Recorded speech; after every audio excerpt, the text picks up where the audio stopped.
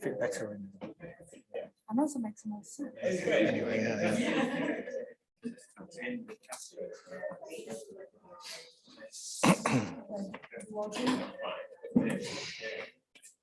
Okay.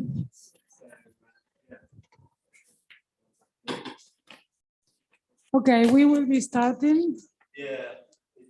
Okay, welcome to this Sussex Development Lecture. Thank you, all of you, for coming and the ones joining online.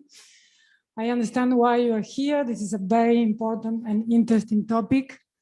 The question about the limits of growth. Do we need more growth for facing the kind of urgent pressing challenges of climate change, inequality, poverty, or do we need to stop growth? Do we need to slow down growth? This is a discussion that started 50 years ago, or on these terms. It started 50 years ago when a group of researchers pointed out to the limits of the endless growth in terms of availability of resources. And at that stage, SPRU, a group of researchers at SPRU responded saying, well, the problem is not necessarily the rhythm or the rate of growth, but it's about the nature of growth, the kind of growth, with which technologies, how we distribute the growth, and so on. And now we are here now, but actually the mode of growth, the rhythm and so on, didn't change at all in the last 50 years. And we are now still probably even in a much more difficult situation than 50 years ago, because we have now the consequences of climate change. So the question is not anymore a theoretical question, it's a practical and very urgent question. So we are again with this question of whether growth is a response, so we should really be discussing about ways in which slowing down and growth or stopping growth. And so, but we are lucky because we have again SPRU people here that will reflect on this question based on, I understand, a series of discussions that you had at SPRU following the 50th anniversary of this report that was called The Limits of Growth. And so these colleagues from SPRU are Adrian Smith and Adrian. Move along a bit, so I'm not on the screen. I am on the screen, yeah. I will move when I finish. So it's Adrian Smith and Adrian Ely. Hello. That's it. Okay. So both colleagues, research fellows from SPRU, both experts in science and technology, policy, politics of innovation.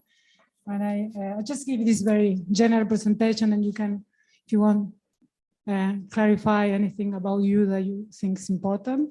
But I will leave it here. You have 45 minutes for the presentation, and then 45 minutes we'll have for questions. I'm going to start. Thank you very much, Annabelle.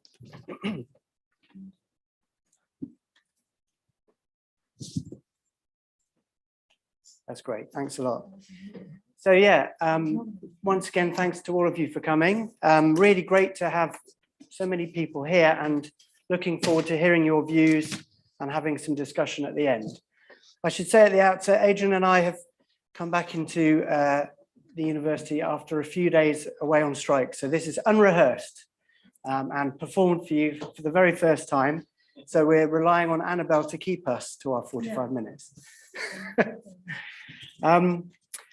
But as Annabelle says, it draws on a lot of discussion over more than a year now within the University of Sussex Business School Sustainability Research Mobiliser Group, which Adrian and I co-convene. We've had a number of different reading groups. We've had seminars from people within Sussex and from outside. And some of the insights and ideas that we're going to be conveying here actually draw directly from those. So thank you to all of those people, some of whom are in the room, who've contributed to that process. I'm going to be running through let's go to the second slide. I'm going to be talking about the very briefly the limits to growth, the original 1972 book, which I got here out of the library this morning, and which has been celebrated a lot over the last year. A number of different revisitations, including the most recent, the Earth for All initiative, which is the 50th anniversary, involving one of the original authors.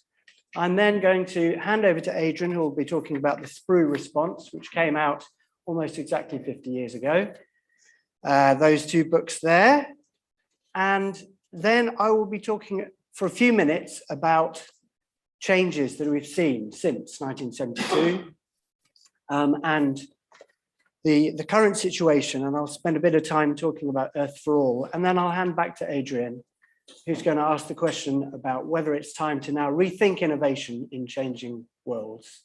Now, this is a long history, 50 years of history, started before I was born, and covering it in 45 minutes is a challenge, but we're going to be focusing very much on a Sussex story here, as it's a Sussex Development Lecture. So many other important contributions have been made, which we will not be able to cover today. So the limits to growth. This was a book that came out in 1972, as I said, basically a Malthusian analysis which pointed towards the problems of exponential growth of population and wealth on a finite world. But many years after Malthus, it employed the most recent computer modeling approaches to do so. So this is the diagram that illustrates the core loops within the World 3 model. This was the systems dynamic model that was used by the colleagues from MIT in this project, funded by the Club of Rome, and drew very much on the kind of work that was being pioneered at MIT at the time by a guy called J. Forrester. J. Forrester's this guy standing here, and the other members of the team, or the members of the team that came out with the original limits to growth, Donella Meadows, Dennis Meadows, William Behrens, and Jürgen Randers here, and he has actually also been involved in the most recent 50-year revisitation, the Earth for All initiative.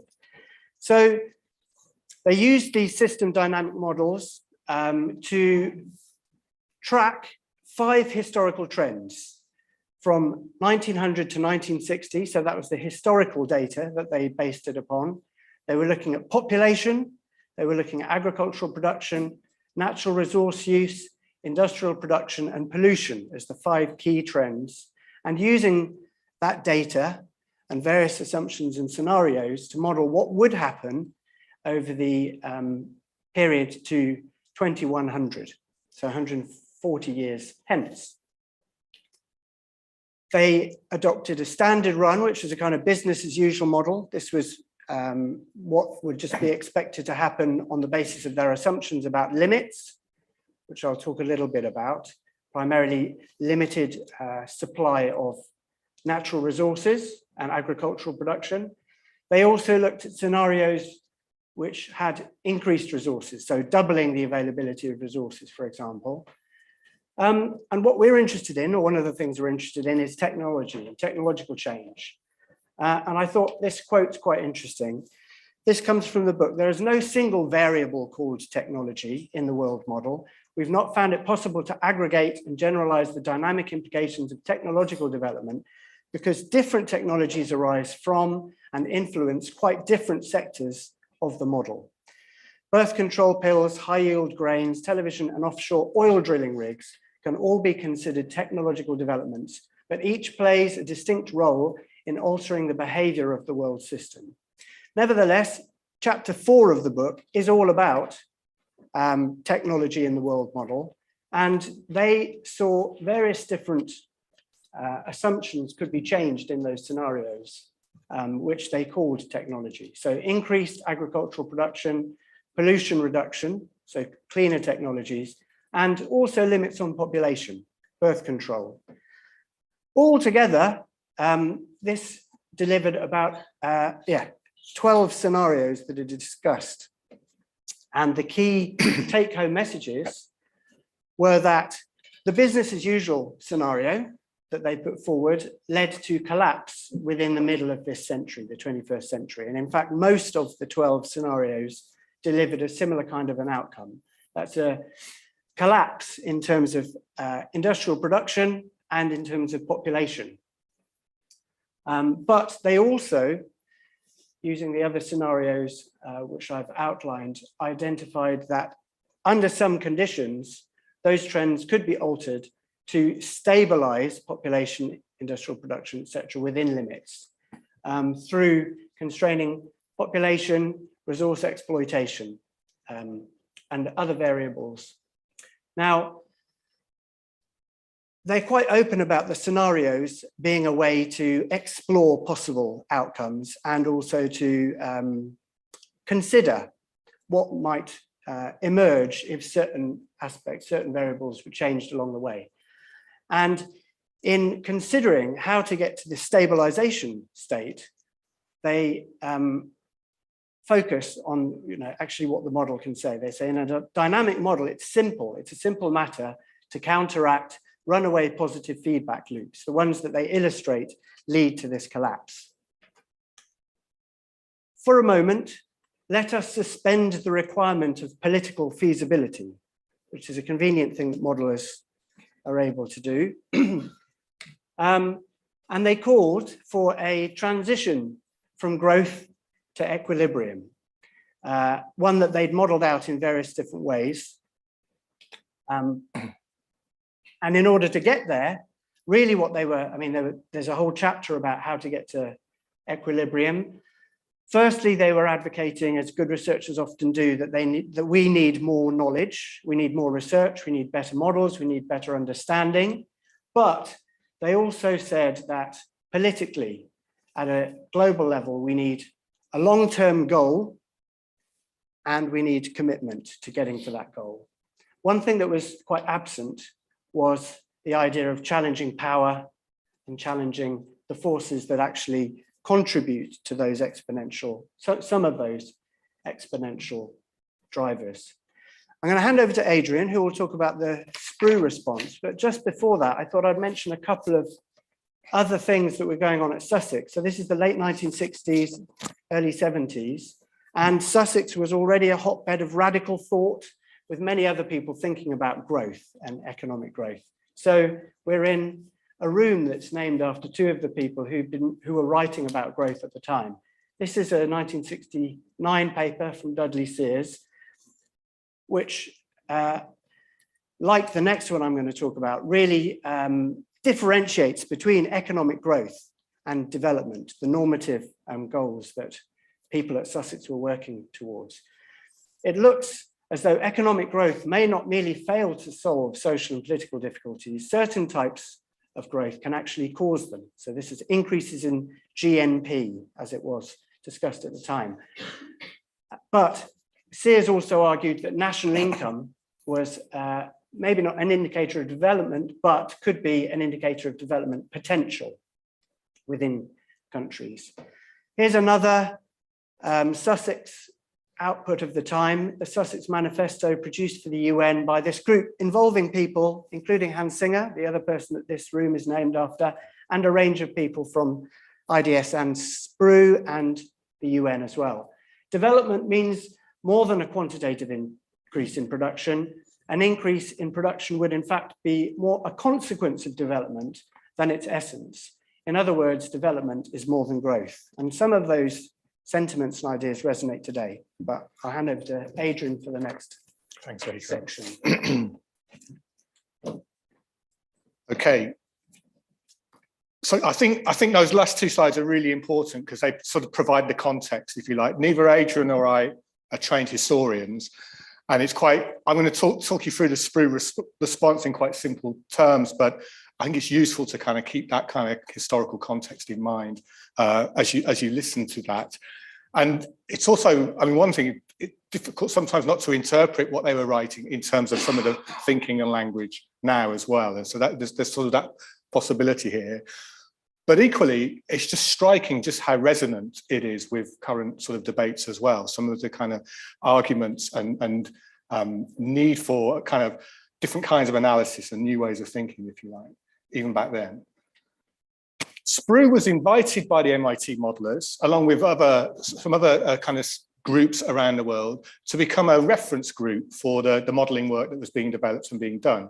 That meant that they had access to the model. Adrian showed you the diagram, and also some of the technical papers that were being written by the MIT team, explaining their reasoning and their assumptions and their way of where they're getting their data from and so forth.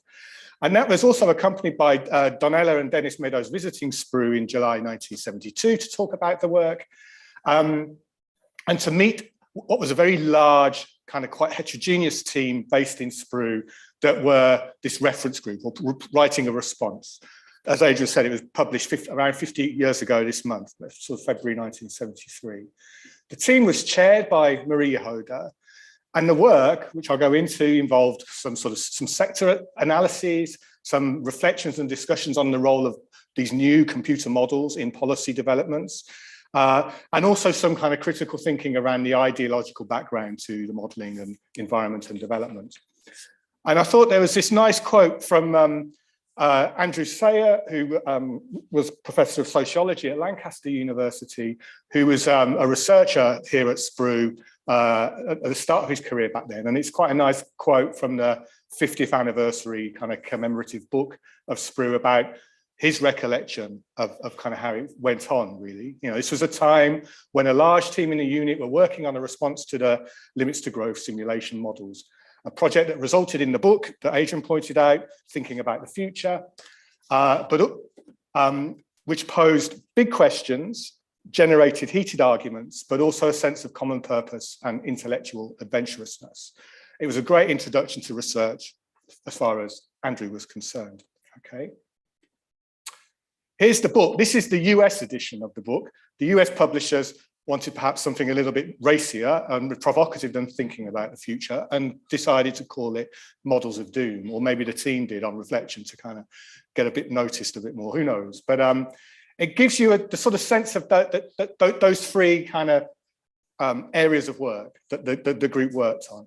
This part one of the book, looking at different sectors, getting into the nuts and bolts of the model, thinking about some of the assumptions and maybe challenging some of them.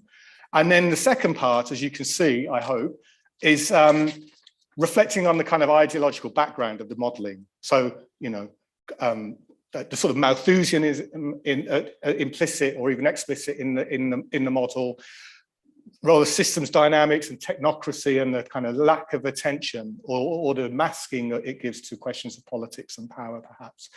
And then a postscript by Maria Hoda, who kind of managed to kind of herd cats and hold it all together and produce this work. And then really, really interesting is, and if you're interested in this, it's worth looking at the response to Sussex, written by members of the MIT team as well. And I think there was very much a spirit of dialogue.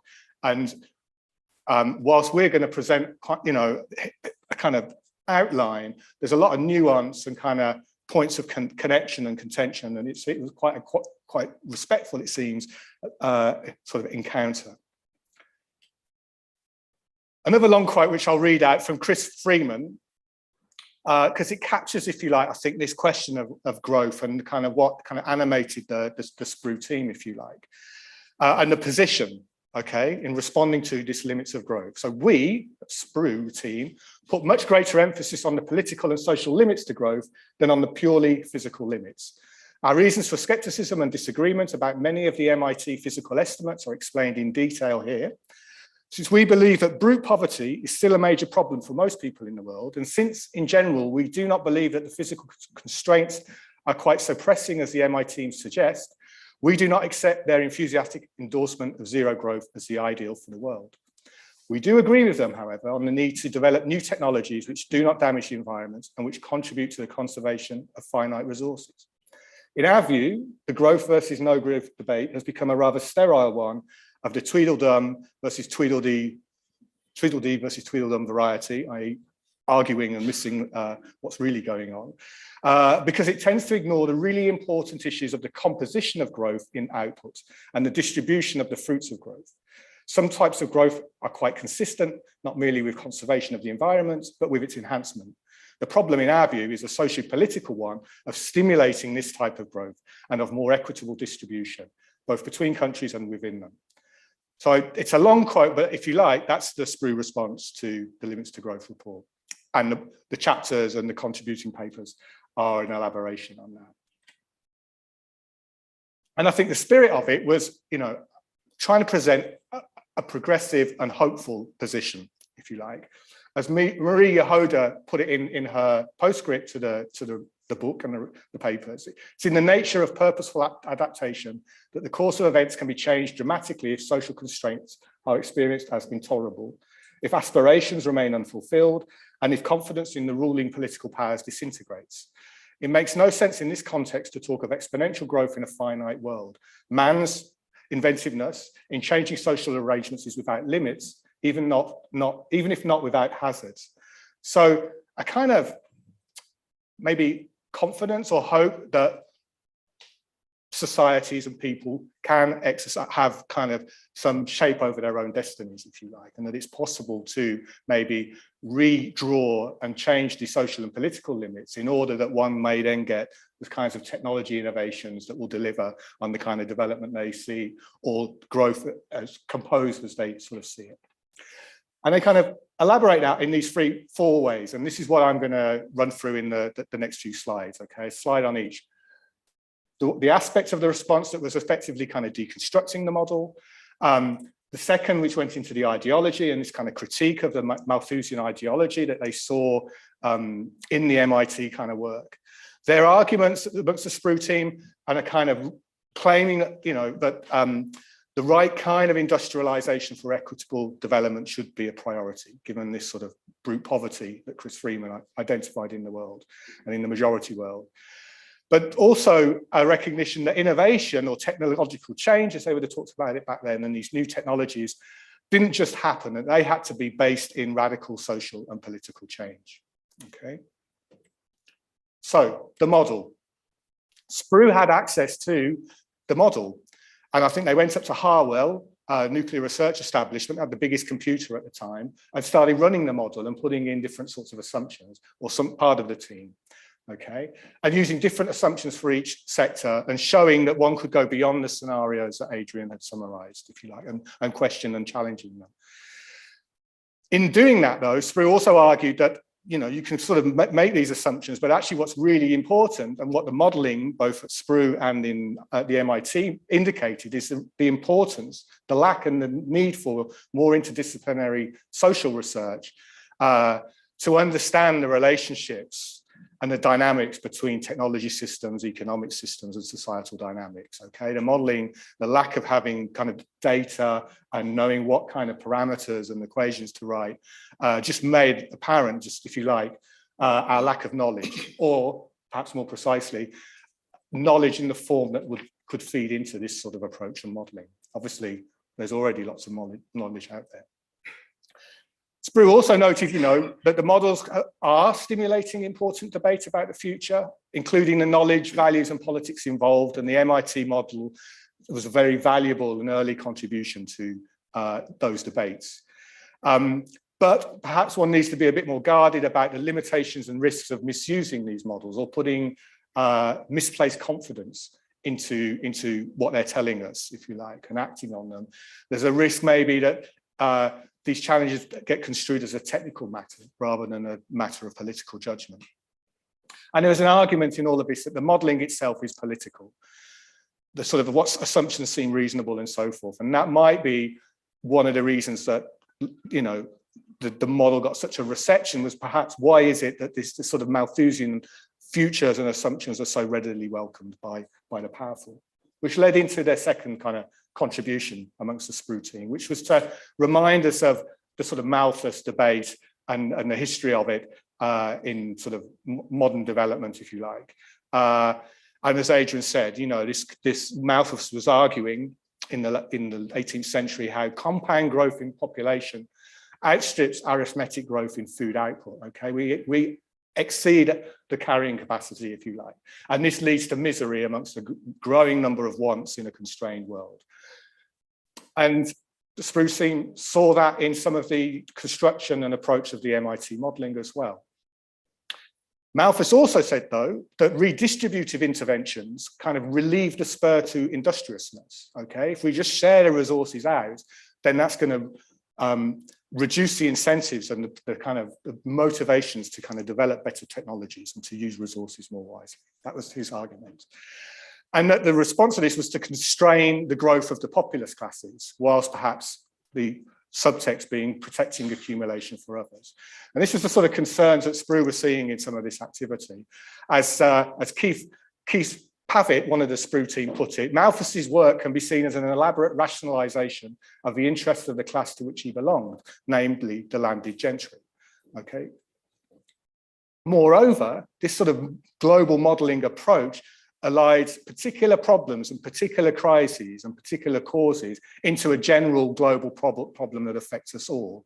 You know, some people have greater kind of responsibility and agency over this than others, or some people are kind of affected more greatly than others.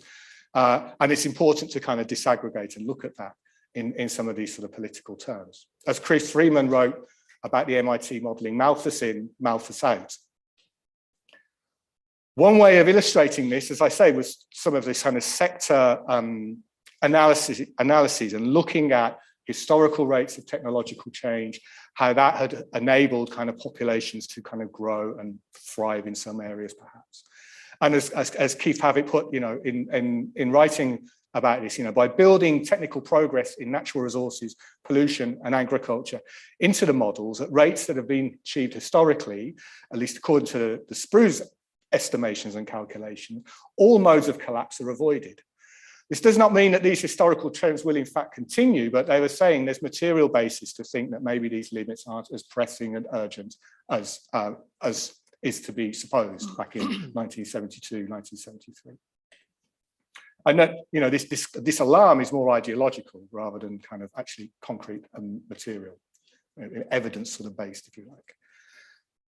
The third contribution is that SPRU has argued, given its views on development and the context in which it was working, of course, here at Sussex, that industrialisation for equitable development ought to be the goal. And maybe we should be thinking about resources and any limitations and technology change, innovation, and so forth, with those sorts of goals in mind, okay? So making an equitable and durable industrialisation.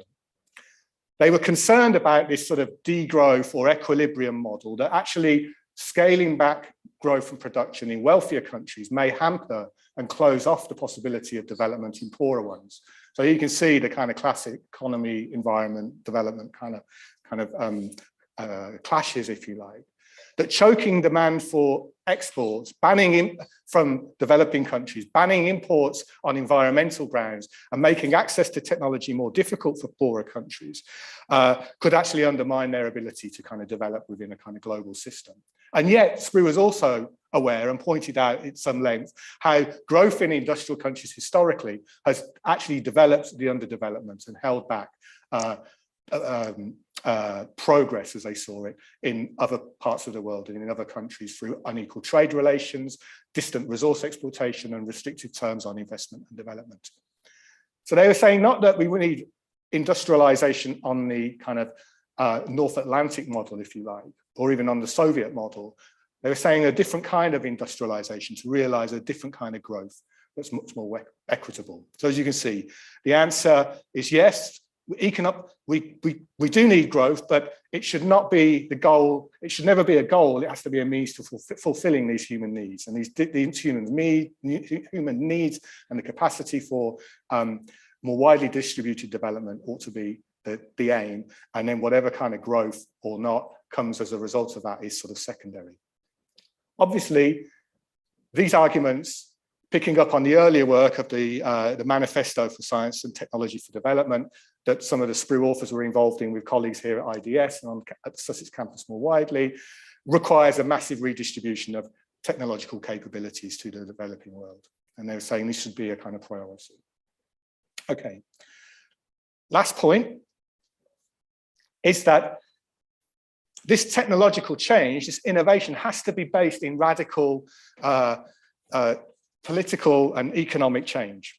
Okay, it didn't just sort of happen. It has to be based in radical social and political change. So they took issue with some of the inevitable assumptions that both they and MIT were making about very complex social relationships. So the MIT model, as Adrian said, they were aware of the kind of ambivalences and nuances of technological development, but nevertheless wanted to kind of model in scenarios by changing parameters and variables to try and capture technological progress in some way.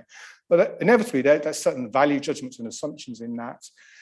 They were questioned whether the arguments about diminishing returns to capital in the model would stand, and whether capital was as kind of that maybe that capital could be more dynamic than the model assumes. In other words, in the model, this kind of collapse is partly about increasingly squeezed, and your ability to grow your capital is increasingly squeezed under deteriorating resources. Again, they questioned and challenged on the basis of historical evidence, falling agricultural productivity, rates of pollution control, and so forth. Okay. But saying that these were all things, escaping these required not so much the creation of new technologies per se, but more changing economic and political structures to really get to the root causes and address some of these challenges. Okay.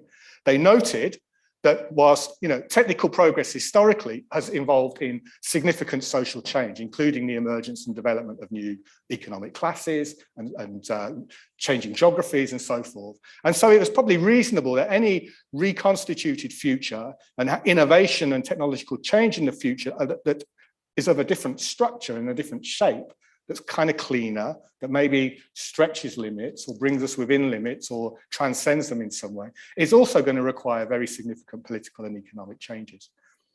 And so any limits that might be reached, thinking back to Chris Freeman's quote, would be for reasons of insufficient or inappropriate social and political change. And that ultimately these limits are social rather than physical. Okay. This generated, I think, the heated arguments amongst the team. And what's striking, actually, is whilst the need for radical political, economic, social change is noted, it's a bit thin on details. And I wonder if, because there's not a lot of agreement, or there's some reluctance to kind of sketch that out. And actually, there's a bit of a contradiction in experts saying what the political and social change needs to be, if you think that's actually a matter for democratic process. Okay, but before I hand back to Adrian, I just got a couple of slides. Another initiative that kind of was connected with SPRU, but happened soon afterwards, that took this kind of political and social change point as the point of departure for their work. And this is the sort of world models as seen from the periphery, and a kind of Latin American world model that was developed by Amilcar Herrera and colleagues based at Fundación Bariloche in Argentina. Their point of departure about modeling is given in this quote, where they say, any long-term forecast of the state of humanity is founded on a perception of the world that incorporates a system of values and a concrete ideology. Any attempt to describe the current world structure and project it into the future does not, as it is sometimes maintained, constitute an objective vision of reality, but necessarily implies the acceptance of an ideological position. For this reason, it is not justifiable to differentiate between extrapolative and normative models. Okay, they're all normative. Now, this may not seem particularly startling, I don't know, now, but the way models are received and debated and construed, if you like, currently, sort of, I think, kind of resonates with this. And what the Bariloche team did was to develop a different approach. Again, building on they were also a reference group for the MIT team. And so what they did is they started with an aspired socio-political world future that they said was based in Latin American realities, or in Latin American realities as they saw it more precisely, okay? So they're thinking about a future in which production is for basic needs, defined through participation. Technologies are appropriate to the context of use and not really about technologies for some kind of universal industrialization catch-up. There is egalitarian redistribution of resources. The means and use of production is socialized. And there's a slowing of economic activity after the basic needs are met. Again, this kind of resonates with some of the debate ideas and thinking at the time back then, if you like. But that kind of, and there'd be more commitment to developing leisure and culture in this sort of future society. And they kind of tried to model the resources and the processes needed for this future society. Okay, if everyone lived in our society, would the model kind of collapse or not? And they found, at least there was evidence that it would not collapse. Okay, it's not a prediction, but it's just a very different approach to kind of modeling, if you like, and exploring the future with models. It's deliberately optimistic about the future technologically and socially as well. So that's it. That's kind of like what was in the air back then. What happened since? Adrian. Yeah. So in the last 47 years, with just a few minutes to go. So I'm going to speed up a little bit, unfortunately. But obviously, late 1960s, 70s, environmental consciousness and policies were already in North America and in Europe, various parts of the world, coming into place. Reflexive modernization came later, work around circular economy, cleaner technologies, etc. It's all the stock trade of many of the people in this room thinking about those kinds of policies. But in terms of progress is a big word, but in terms of getting towards this stabilization scenario, what would we see? Well, we had one of our seminars by Adam Lucas from Wollongong in Australia. And he was basically saying, despite all of that effort, all of those policy changes, what has been happening is that the world has been tracking the business as usual scenario from 1972. There have been updates to the modeling by Graham Turner and most recently Guy Harrington, who used the 2004 version of the World 3 model. And again, finding that by and large, the data through till now follows business as usual or business as usual with twice as many resources or various other scenarios with more technological innovation. And whilst we've seen some evidence of relative decoupling of economic growth from material throughput at national levels, at the global level, there's really very little, there is no evidence of relative or absolute, let alone absolute decoupling in terms of growth, economic growth and material throughput. This is an area of great controversy, and this paper from Hickel and Callis puts forward a particular perspective, but they suggest that even when there has been some evidence of relative decoupling, it's followed up by recoupling when you look at it at the global level. So all of that progress has come to very little. Now, different ways have evolved or emerged of looking at limits, again at the global level. So we have planetary boundaries now, the two initial papers from Rockstrom and Stefan, and many other papers that now use that framework. And that has fed into newer models, and including the Earth for All model, which is the one that revisits, or it's done by some of the same people. Some of the people from Stockholm who came up with planetary boundaries, and Jürgen Randers, who I mentioned before, who was involved in the original work. And they're focusing here on the economic model. It's destabilizing societies and the planet, and it's time for change. And beyond this Earth for All model, a new type of system dynamic model, and I'll run very quickly through some of the differences. They also convened what they called a Transformational Economics Commission, which really explored some of the changes, not only policy changes, but wider changes in economic structure and, the current models of capitalism that would need to be radically altered in order to get to stabilization. They disaggregated, so it wasn't a world model, it was 10 world regions. They included much more focus on inequality, planetary boundaries, as I said. Interestingly, in terms of collapse, they tried to model social tension, and because they saw that as the source of collapse and well-being, and those social dimensions were much more prominent than the physical drivers of collapse in the first limits to growth. They ran many, many scenarios, but in the book, which is really an interesting communication, an example of how this work can be communicated, they focused on two, which they called Too Little, Too Late and Giant Leap. So the bad and the good, you know. And rather than communicating in terms of models, they communicate here in terms of the life histories of 4 women, all born in 2020, different parts of the world. Shu from Changsha in China, Samiha from Dhaka in Bangladesh, Ayatollah from Lagos, and Carla from Los Angeles. And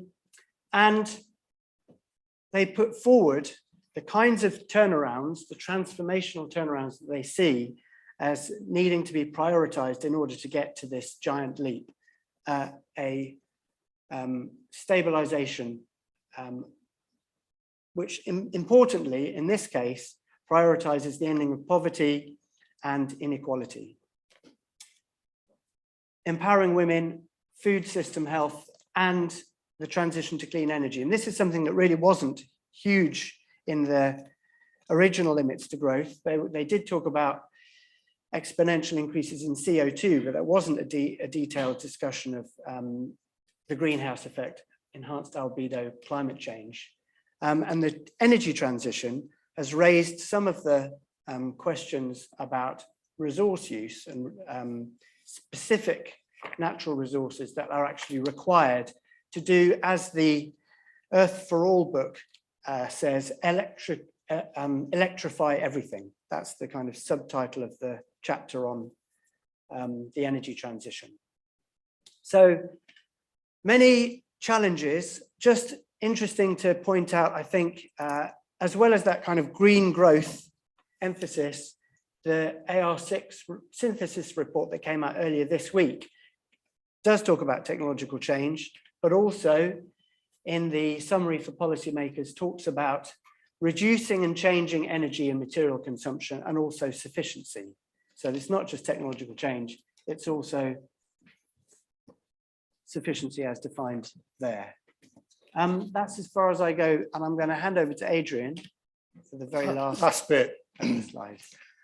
Okay, if you haven't noticed already, this is the bit where us having been on strike for the last 7 days with some of the university disruptions and disputes becomes really evident, because you'd like, okay, so what does that mean about technology and innovation today? And I'm going to kind of come up with a kind of caricature how we see it. I don't think Adrian and I would necessarily agree on it, though we're okay with this as a way to then open up for comments, questions and reflections, Annabelle. Okay. I'm going to skip this one. This is just to say what SPRU's sort of been doing on these sorts of questions and issues since 1973. I would just draw your attention to the last point. I think we're still having heated arguments about all of this, and we too would not agree on what the social and political change needs to be. But I think the discussions we've had over the last year in the sustainability mobilizers does show a kind of sense of common purpose and intellectual adventurousness when we're allowed to kind of get on with that. But this is maybe the sort of state of play now, thinking about, I mean, I just wanted to, we've got a kind of green growth kind of arguments and debates. Okay, we can decouple, we just need to do it, try a bit harder. There's obviously renewed interest and increasingly salient arguments about degrowth and scaling and redistributing productive and use of materials.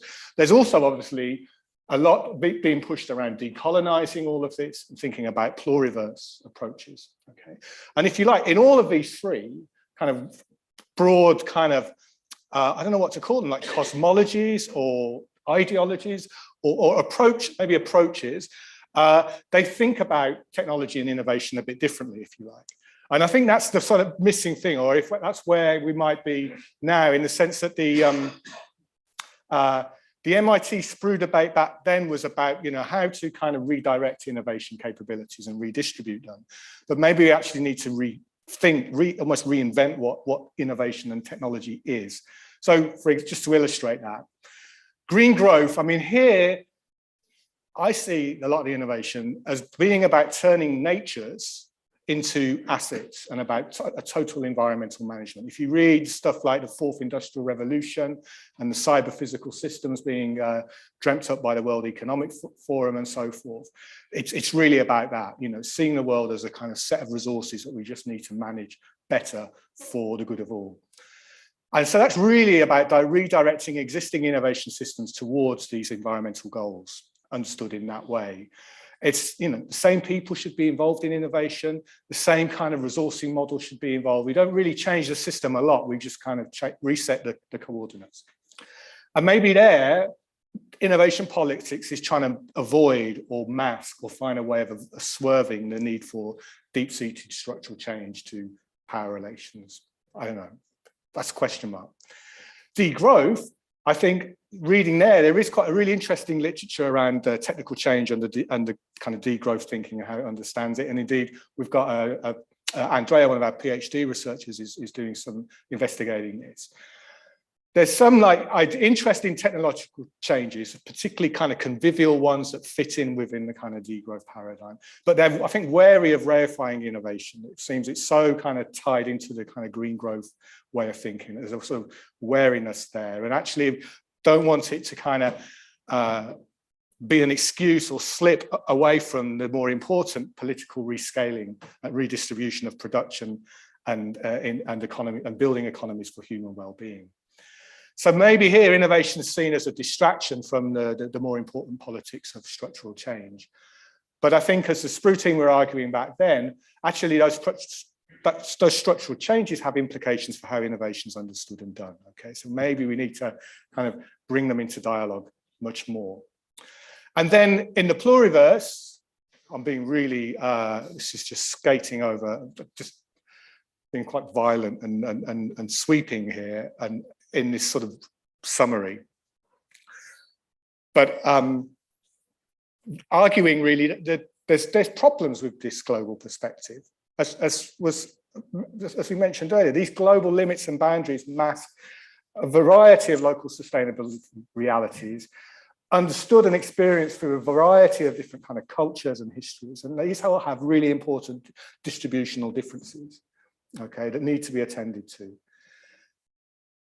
This pluriversal world recognizes that there's a plurality of approaches to creativity and what we might call innovation that's very, very different to the foundation, you know, the modernist foundations of innovation and technological change, okay? So to the extent that they want to see new technologies and resources in these ways, they're going to be approached very, very differently. And I think there's lots of work to try and understand that, thinking about technology as through relations of care for social ecological resources, for example, compared to the more dominant way of seeing technologies as having control over resources. And maybe there, innovation politics arises in resisting dispossession, technologies for autonomy, again, with a question mark. And I think just thinking where the last, you know, where things may be different now, or where things need to change compared to the last, well, sounds quite grand, isn't it? That's just recognizing each conceives innovation in the world very, very differently, and the politics very, very differently. And maybe we'll get a clash. And the challenge now, focusing in on innovation technology, is, if you like, a clash between these calls for pluralism, autonomy, and those that are all about kind of global experts and marshalling everyone's technological ingenuity under quite singular missions, okay? So we might think about current debates through that kind of lens, as well as other ways of approaching them. And so that's it. But then finishing then, we've got kind of questions, you know, it's like we haven't rethought innovation for changing worlds. SPRU's got a module with that title in the master's program where we kind of offer some kind of suggestions, but it's really questions that we have, Annabelle, for everybody here and online, you know, how to enable these perhaps forgotten, overlooked, marginalized approaches to technology and innovation to kind of flourish and kind of demonstrate their possibilities. What institutions might we need to facilitate equitable encounters and dialogue and challenge across these different worlds of innovation? Is that possible? Who are the agents and where are the sites for doing this rethinking of innovation for structural transformation? And then, given that it's a Sussex Development Lecture, how might Sussex University, amongst other universities, rethink their position and role in innovation? And that's it, yeah? Thanks very much for your attention.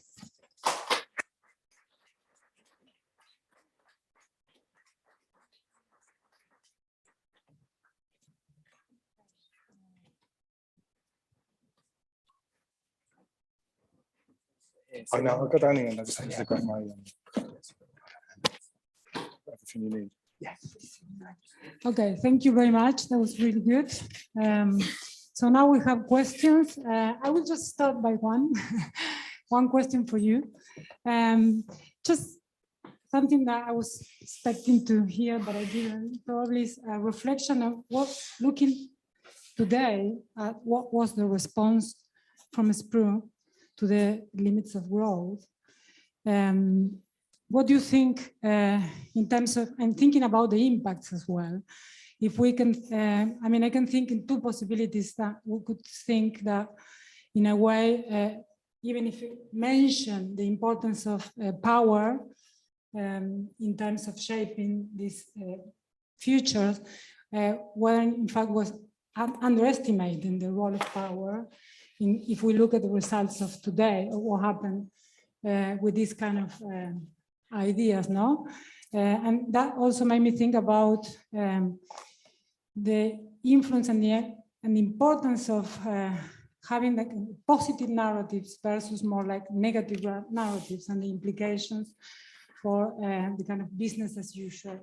Because in a way, one would think that this response of SPRU also in a way was a way also, on the one hand, open up, of course, a new set of questions and issues of research, and we know all this kind of positive side of the response of SPRU, but at the same time, one could also think that in a way enabling a lot of the kind of continuing the business as usual by kind of not really even mentioning the role of power, but probably not giving much more understanding to how the impact and the possibilities of change. That's my question. And then probably we just do a round of questions and then respond.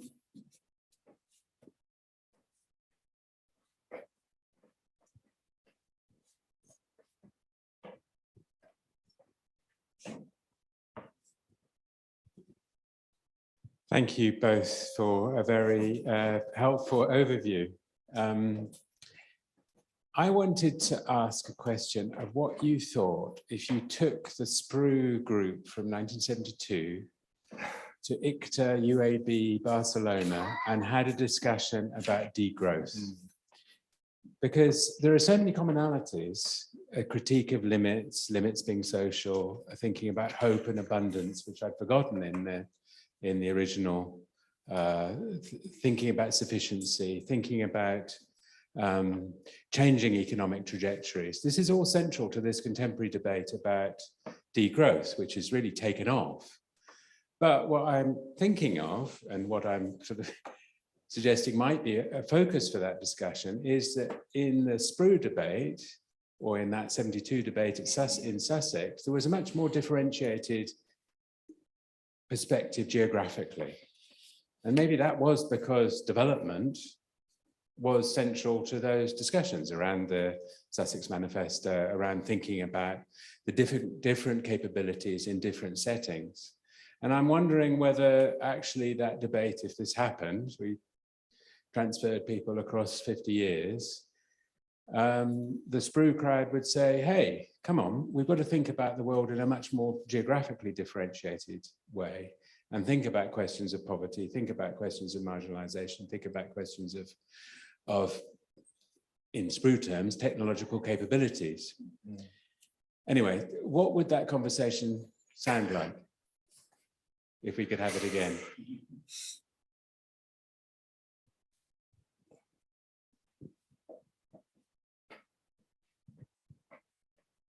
So a question from our online audience.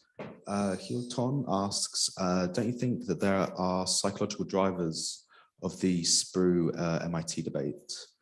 We don't like to become depressed. We have a bias and see signs of hope. Does this explain why Malthus was thrown out the window by SPRU, and why green technology optimists like carbon capture get such attention by people in power? Are we inclined to be ostriches that put our heads in the sand?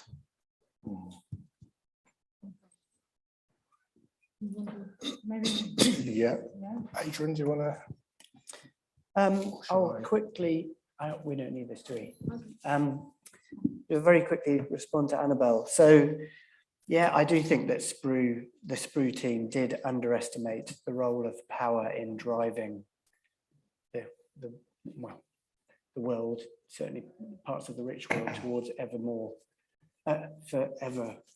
increasing levels of consumption. But I think that they also possibly overestimated the potential for social change and the potential for changing values, because that was really core to what they were arguing. And Maria Hoda's postscript was saying that social change, man's capacity for new social arrangements, knows no limits. But I do think that we've seen not necessarily only a lack of imagination, but a constraining of that social change as a result of power. It's not just about man's imagination or capacity. That's my quick response to you. Sorry, I'm using the original terminology rather than... I mean, Ian's point, I quite like that. Who knows, you know, if you brought it back. I mean, you could try and approximate it by looking at really careful contextualized reading of what they were writing and saying back then, with some of the kind of reports, you know, coming out of the Barcelona team, and, you know, which is now, you know, winner of the Holberg Prize for social research as well. So they're very esteemed now, and maybe that's kind of one big difference. But I think that, and what you're saying, Annabelle, like almost like how just saying, well, don't worry, technology can kind of fix it, or at least that is the kind of thing that gets filtered out, you know, and a lot of nuances gets lost, and it's okay, we can rely on technology and innovation to transcend this contradiction, this problem. Probably has helped, like, feed into business as usual, or that underestimating power. And I think for me, it's about, and maybe what the debate would be if you brought people together now, is this how to continue to see technology as doing politics, really, and being about structural kind of change, and just always pushing for that. It's just another stage for those sorts of struggles, I think. And I think that's something maybe that even within kind of degrowth, it's still treated as a black box. And the real politics is, you know, reducing the working week. It's allowing, you know, reducing kind of wealthy country material productivity and production to allow it to kind of develop in more reasonable ways where it's needed, etc. And the technology will sort of look after itself to do that. And so, yeah, I think that's kind of what I would say. There was, yeah, no, I had another thought, which escaped me. I mean, on the psychological drivers, the question from online, yeah, that's whether there's something tied into that. I mean, I don't know. Oh, that's it. I think there's still be an argument about, I think my assumption from looking at the SPRU response is that they'd still say, no, you just need to increase production. This idea of scaling it back in any way whatsoever, change it, but don't get limiting oneself like that. I think that would be there'd be some interesting discussion and debate there between kind of degrowth now and the response to limits back then. And actually, you see that, if you know, when people are talking about green growth now and degrowth, you see these sorts of arguments. So you know, there's much more interesting and wider than diverse people to have those sorts of arguments.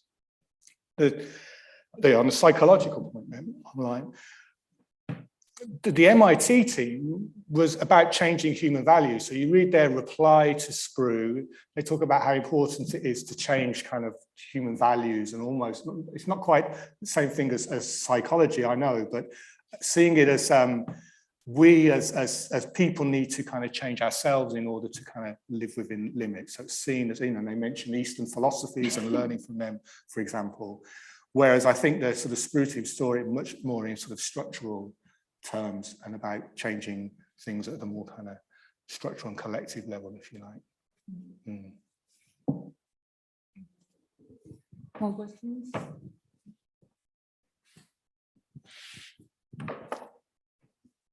Thanks. Yeah, thanks for a really great talk, and thanks for organising this whole process over the last few months. It's been really interesting. I just wonder if the way you tell the story is great, but has a characteristic in the way we collectively tend to tell these stories, which is to romanticize the agency of the the particular outfits, in our case, of course, the cherished identity of SPRU, Sussex, in relation to this other place. And I'm just wondering if we look at it a little bit differently, and if we exaggerate the degree to which these are being created, and the extent to which they're actually, what we're doing here is looking at a microscopically internal debate around a hegemony, the hegemony of, you could call it colonial modernity, with its assumptions embedded in, and then you have in favor of the hegemony and against it, but the parameterization, the relations, the structures are essentially the same, which is what the pluriverse argument is trying to get. And that we just, what we're seeing here is just ourselves in the mirror, ourselves, the hegemony of modernity. And we're not actually, any of us, on either side of these debates, being as creative, as intellectual, as we love to think. And we cherish these axes of contention as if that's a be-all and end-all, often between self-styled elite institutions. Not that SPRU's elite, but it is to us. So what I asked then is, practically, you mentioned really interestingly the heated debates going on in SPRU and in MIT. And I'm just wondering if there's any sense, and you mentioned we've also got some pretty lively debates going on now.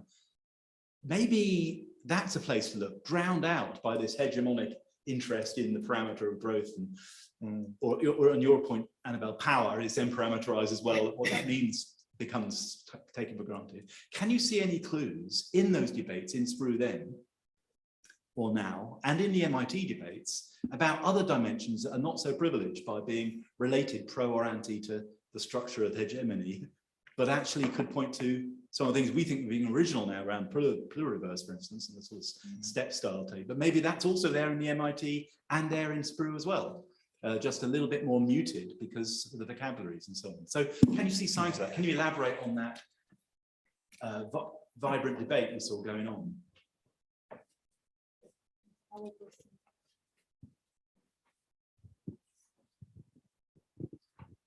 So I've got a question that's at two levels, and I'm fresh, literally from this afternoon, from a meeting with FCDO from their Frontier Tech division, which was very much, it's all about green growth.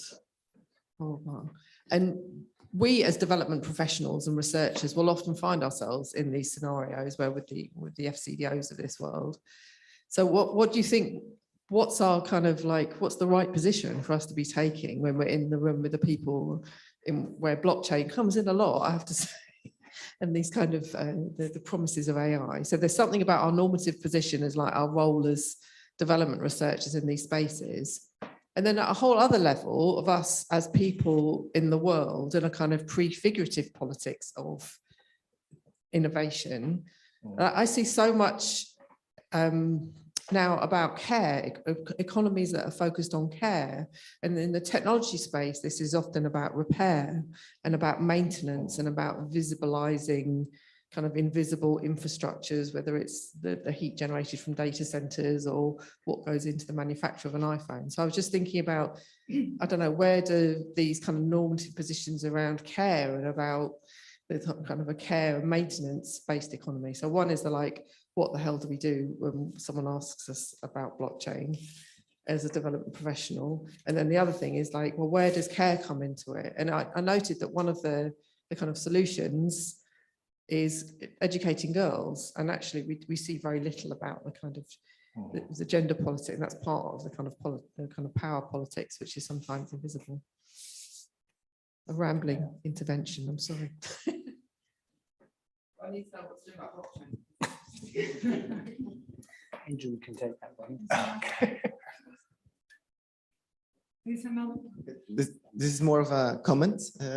I appreciate the sort of bringing the sort of the pluriverse into the discussion in a way, because I think that there's a lot of in-betweens that haven't been sort of addressed in the innovation discussions of in between, I say between sort of cultures and sort of indigenous cultures, or let's say most of the majorities of the world, because sometimes we address the minorities of the world, but it's actually the majorities of the world, which sort of have very different sort of material cultures, and they also have very different sort of ways of doing things. And in this discussion, it's sort of I see at least two alternatives. On the one hand, like as Kaplinsky and others have said, like it's going to centralize sort of the production for sort of like technologies for poor people are going to centralize in particular geographies, such as in China now, like they produce most of the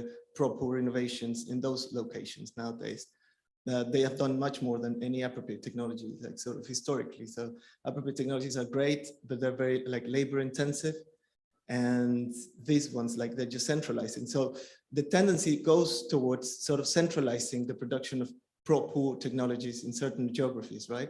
So, and then on the other hand, if we want to move towards sort of making alternative sort of pathways to innovation, let's say many innovations, I think there's a lot of in-betweens there, because there's many different sort of cultural approaches to technology, but also to work in itself. Like if we want to think about producing technology in certain geographies, we can not just produce like just technology all by itself. We have to sort of involve with the sort of like the culture of work in specific places, and that's very different from where this sort of environment that is producing one culture of production in a way. So how many sort of cultures of production are we going to have?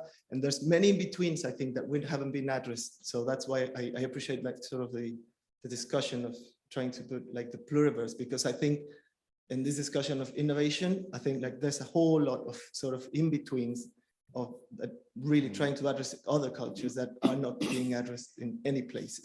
So I think that's very sort of, yeah, I appreciate that. Thanks.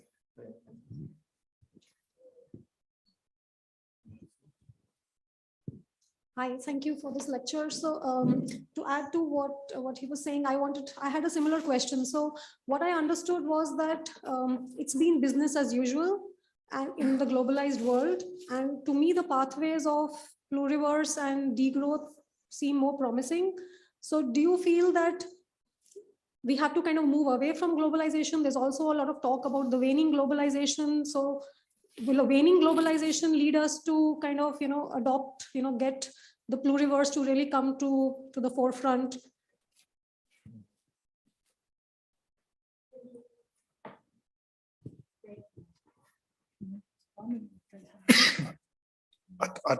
No, let's hear more. Let's hear more. Yeah. I know. So a question from our online audience, a question from Lydia Carball. She asks, can pluriversality and democracy ever align? Are pluriverse perspective also putting political feasibility aside? Or is this the wrong question to ask if pluriversality is about post-democratic order? Thank you.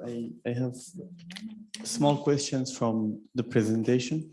You reflected on the IPCC report on the technological supply, but there was also the word of sufficiency. Was it relevant to the technology's application or something else? And the second question from you, you talked about that the limits to growth are social and political, but not physical.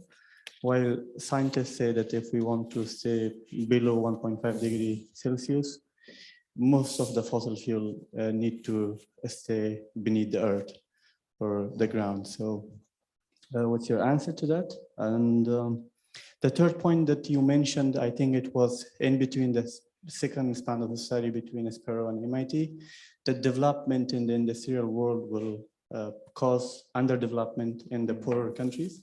Is it still relevant or not? Thank you so much.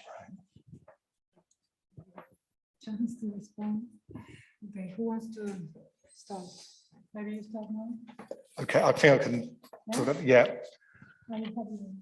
Those last few are very tough to kind of go into. Maybe let me I'll give a potted one. Andy, you asked, was there any kind of creative thinking or any kind of glimmers or that would show some awareness or anticipation of thinking quite differently around technology development and limits back then? And I'm not sure. I mean, I deliberately put in the Latin American world model to have it from a different vantage point, but I think it's still within that kind of modernist kind of worldview, if you like. And it's about how to kind of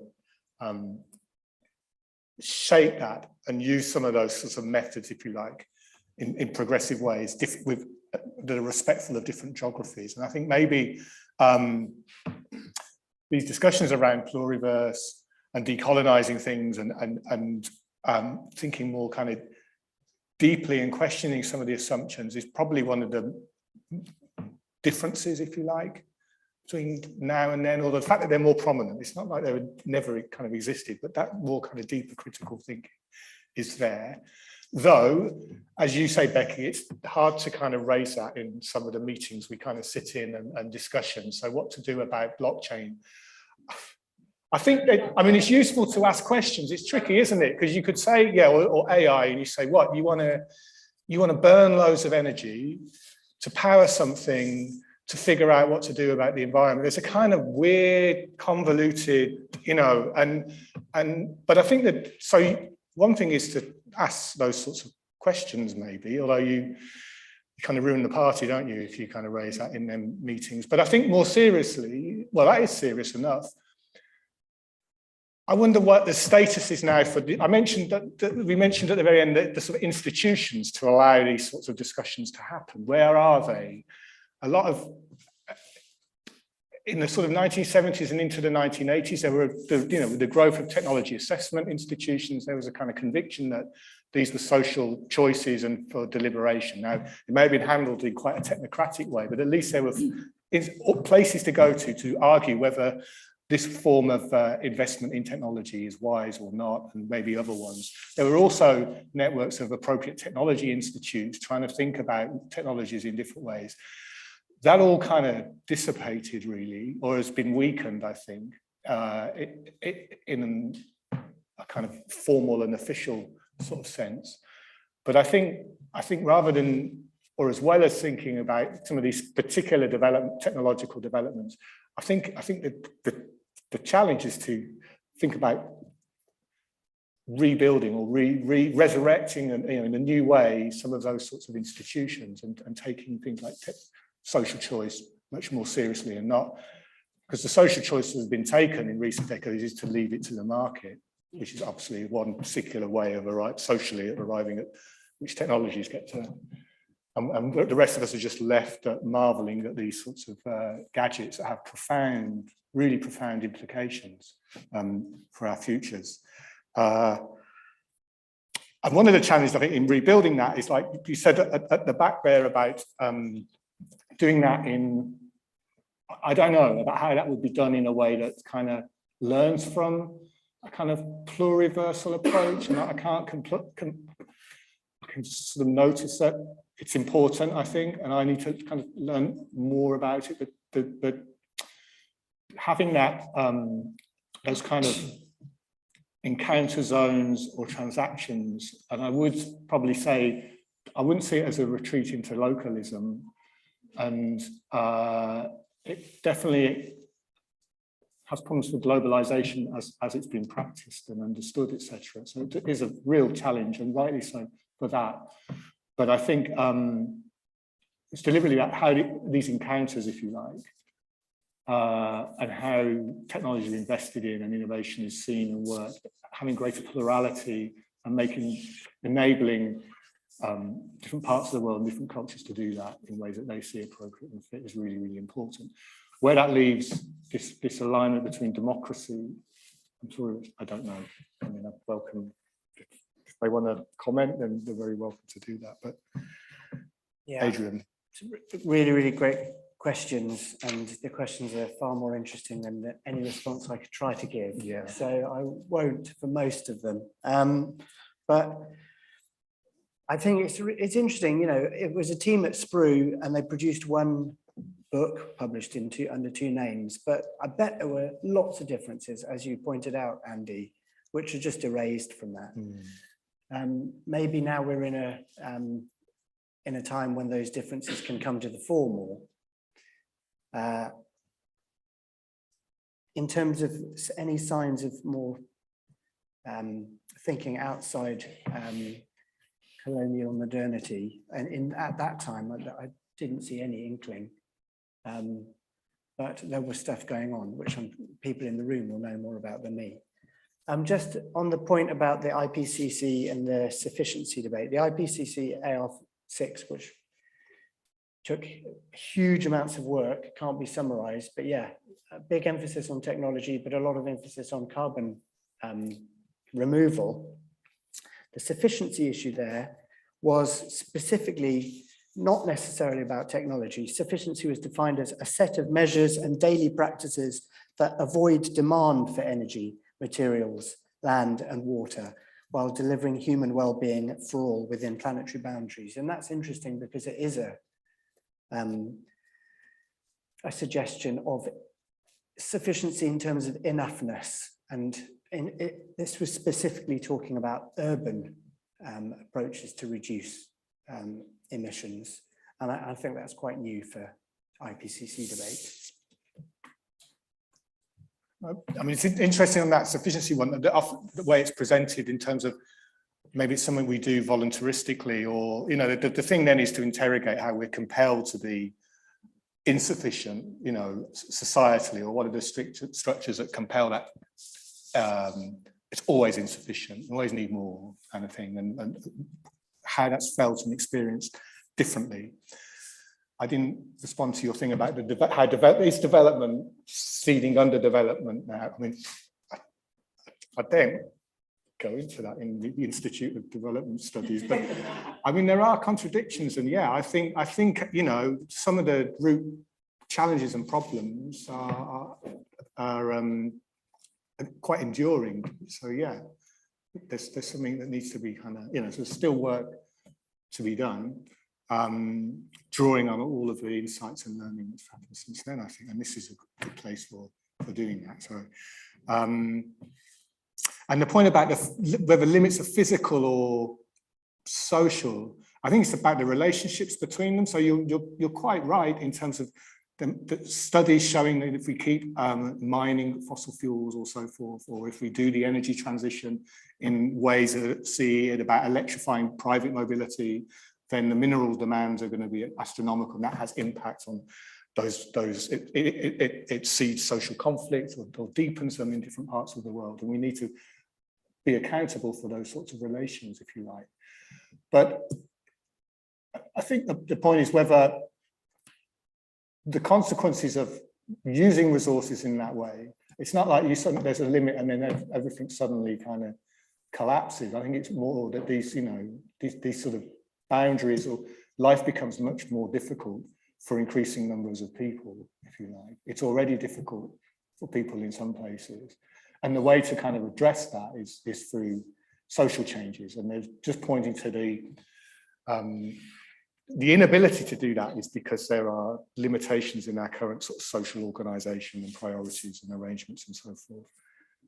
So yeah, sorry, that's a bit of the rambling. I think there's one more question. Yeah.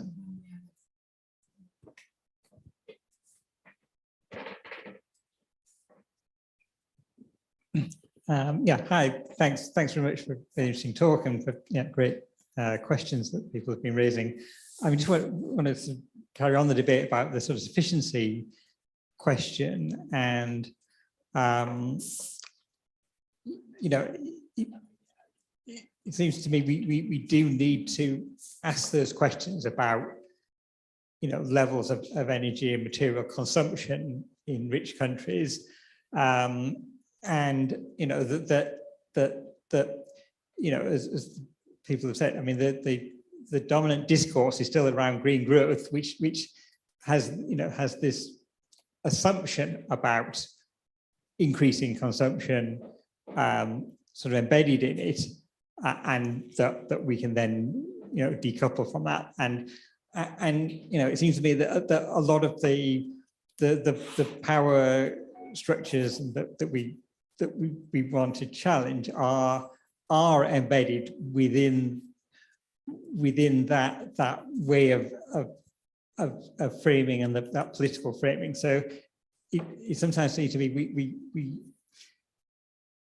we almost sort of overcomplicate sometimes in terms of, you know, that is where the political debates are occurring, and therefore if we do want to sort of engage politically, I think we have to talk about those questions of consumption and sufficiency, and relate them obviously to structural factors and power and so on.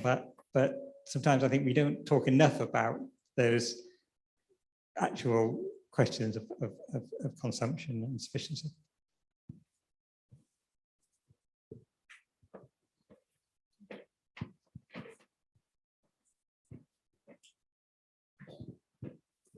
Yeah, hi. My question is around competitive advantage, and you know, with it's great to say that you want to disseminate the power structures. However, there are military threats from tyrannical countries, and so at some point you have to say our model of technological change outcompetes everyone else's.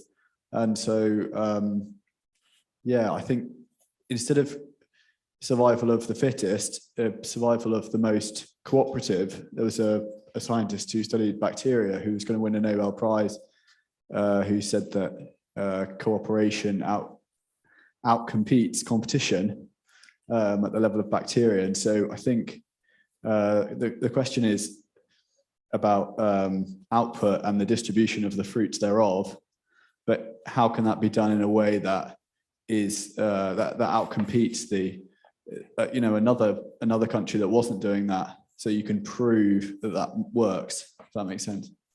Okay.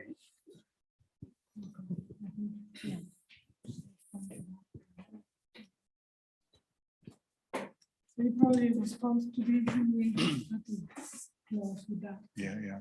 Okay.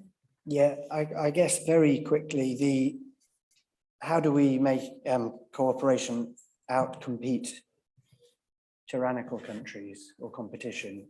I think that's a really huge challenge, and I think one of the biggest challenges to ideas around degrowth, even in the North. I think GDP as a concept came about in a time when the US was wanting to build its military power, and that it's a tool for doing that in a way. So I think that raises some really significant challenges, which I don't have an answer for, I'm afraid. Yes, I'll stop there and then I'll mention them. I mean, I'm glad you mentioned military, because a lot of our technology systems are still dominated by military, you know, military investment in R&D and so forth.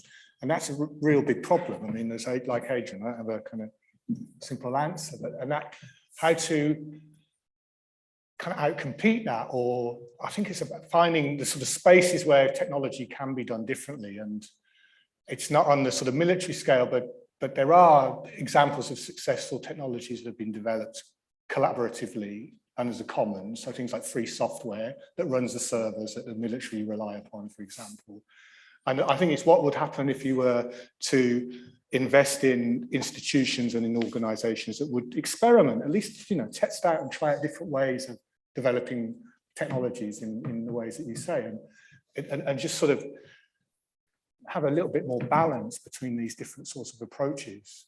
And that's sort of diversification is just quite wise, I think, in terms of having resilient societies or a resilient international system. And I think that was very important back then, was I think a sense of internationalism and kind of still a conviction in international development, and that's really, really important. And that doing that was a way to also build peace and to kind of overcome some of those things.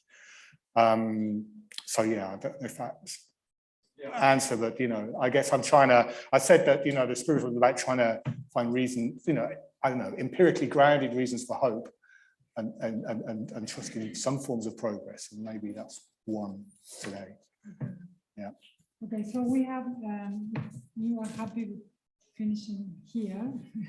I think you want to say something, but Adrian, before also want to. Yeah, I was just going to say, Maria Hoda was the professor that oversaw the SPRU response to the limits to growth, and every year we have a memorial lecture and talk to her On Monday, we're having that at 4:15 in Bramber House. You have to register to attend in person. But we've got the CEO of the Environment Agency giving a lecture. But afterwards, we have a panel involving Carlota Perez, Sura Bulora, and Andrea Perez, all who've worked in various different areas of this, discussing, thinking about the future 50 years on. So now, Linda, I've also got an announcement. Thanks very much. I came in, you can all hear me, can't you? Yeah, unless people online might not. There's people online. I don't think the Oh, announcement gone. will help them. Oh, okay. I came in just to make an announcement, but now I wish I'd listened to the whole thing. That was really fascinating. Just 2 announcements. You might have seen posters up. The students are showing a screening now in room 100 on Argentina 1985. So this is by Santiago Mitre, and it's a film about the trial of the members of the military dictatorship from 1976 to 1983 in Argentina. So anyone who wants to is more than welcome to go to that. And also on now, in case you're not busy and you have nothing else to go to, is a prize giving in the upper common room, which ironically is on the ground floor of IDS. And that's for one of our students, Sidoni East, who's just done fantastically well over the last year. So anyone who would like to come and celebrate academic success, please feel free to join us. Thank you. okay, thank you to everyone, Adrian and Adrian, and everyone here. I hope you enjoy. Yeah, bye.